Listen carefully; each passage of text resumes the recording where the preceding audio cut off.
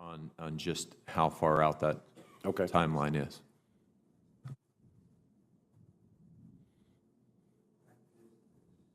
Situation today is that they literally have the capability to set Seoul on fire. Is that correct? I think that North Korean capability that's arrayed north of the DMZ is very significant, and it would do unbelievable damage. It would be a tragedy of immense proportions on a city of Seoul with 27 million people and a population density of 4 times that of New York City. It would be huge. And their tube and rocket artillery alone can pump in 250,000 rounds a day into that city. It would be huge. It would be enormous. Thank you. Senator Sullivan. Thank you, Mr. Chairman, and General Milley.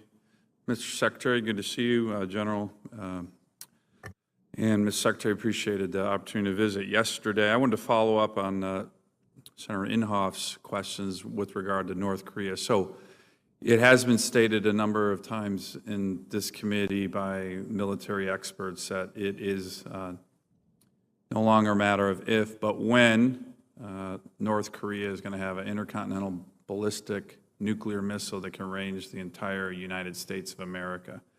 Do you agree with that assessment? I'd say it depends on but when? Well, I'd say it depends on what we do, Senator. Well, let me actually get to that. And by the way, I actually agree with Senator Blumenthal's point about allowing the American people to have a sense of when that estimate's both classified and unclassified, but I think getting it out there will prepare the U.S. public for a really challenging national security issue that I don't think a lot of people are paying attention to. Yesterday in testimony, or 2 days ago in testimony, Director Coates stated it was the policy of the United States to prevent that capability from ever being realized. Is that your understanding of the policy, General? Absolutely.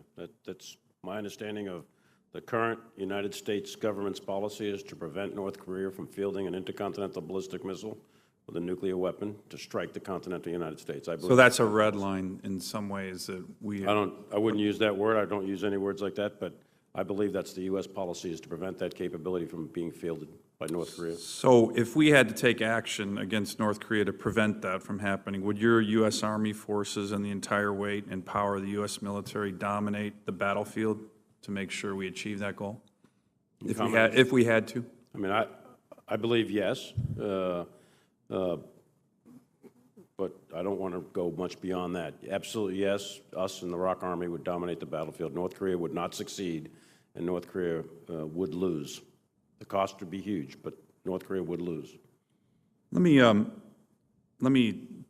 actually, 2 questions. Do you need anything more? What do you need from this committee or the Congress to ensure that we would dominate and prevail if that day, God forbid, ever came? I think the priorities that we laid out in our opening statements and are in the budget, that's what I think we need. And most importantly, we need predictable funding over time. Let me ask, General, you and I both talked about the book T.R. Fehrenbach's This Kind of War a number of times, the whole issue of no more Task Force Smiths. Could you describe what a war with Korea, North Korea, would look like, and would it be similar to what we've seen over the last 15 years in Iraq and Afghanistan? No, it would not look anything like the war in Iraq and Afghanistan. What would it look like?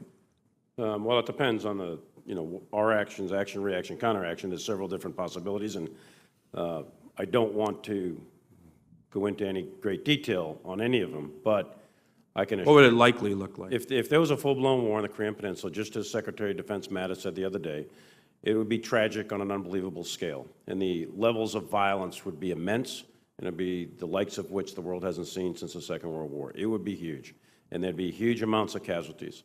On both sides? On both sides, yes. It would be horrific, but I don't want to go into the details of what that would look like, and that would get into the realm of speculation or contingency plans, and that would be inappropriate in an open hearing. You emphasized in a recent interview that our soldiers need to, through their training, need to be able to be miserable again to, I don't think you used the term, but it was mentioned in an article in the On the Rocks magazine, embrace the suck, as they say in the Marine Corps and the Army.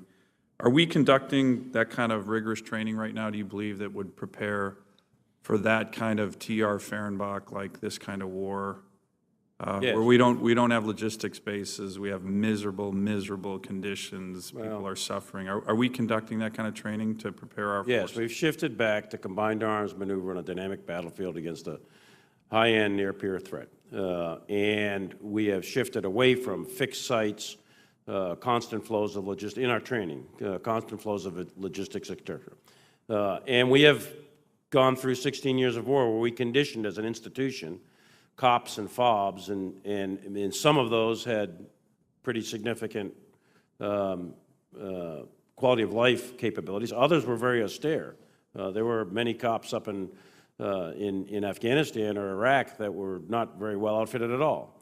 But my point in saying what I said about being miserable is that we have got to train ourselves and condition ourselves for a type of war in which you are unlikely to have this steady stream of continued logistics beyond perhaps water, ammunition, food, and some medical.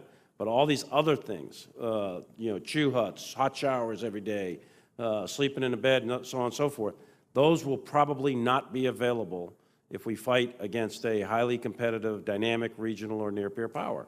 The land battle will be unbelievably violent, and units will have to move every hour or two just to survive.